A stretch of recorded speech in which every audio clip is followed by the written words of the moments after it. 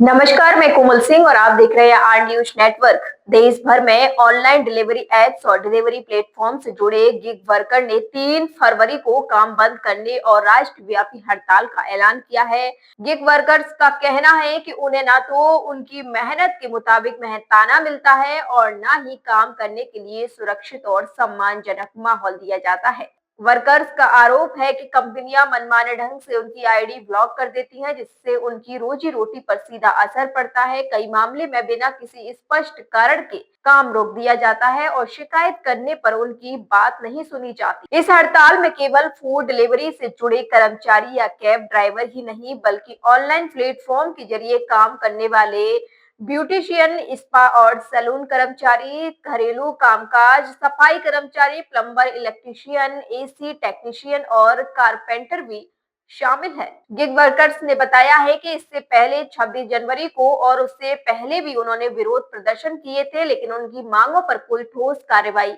नहीं हुई। इसी के चलते gig and platform service worker union यानी GIPSWU के बैनर तले सैकड़ों गिग वर्कर्स 3 फरवरी को दोपहर 1 बजे दिल्ली के जंतर मंतर पर प्रदर्शन करेंगे। यूनियन ने यह भी आरोप लगाया है कि गिग वर्कर्स को अपारदर्शी रेटिंग सिस्टम, अस्थिर कमाई और बार-बार बदलती नीतियों का सामना करना पड़ता है। महिला गिग वर्कर्स को लेकर भी गंभीर आरोप लगाए गए हैं। यूनियन का कहना है कि जब महिलाएं वेतन या काम की शर्तों पर सवाल उठाती हैं, तो उन्हें परेशान किया जाता है और कई मामलों में उनकी आईडी बंद कर दी जाती है।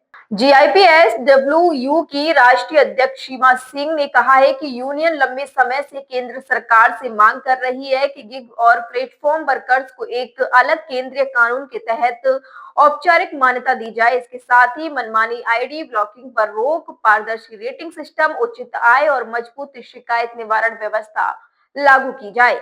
उन्होंने कहा है कि सरकार उनकी मांगों पर ध्यान नहीं दे रही है, इसी वजह से गिग वर्कर्स को हड़ताल का रास्ता अपनाना पड़ रहा है।